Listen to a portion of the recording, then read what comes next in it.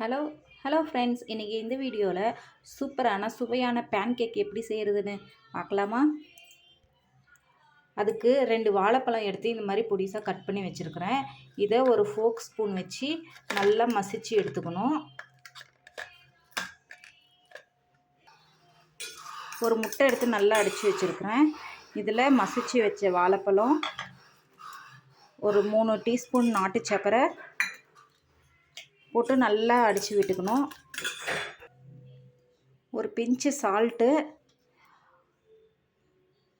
ஒரு கப்பு கோதுமை மாவு போட்டு நல்லா கலந்துக்கணும். இது நல்லா மிக்ஸ் பண்ணியாச்சு.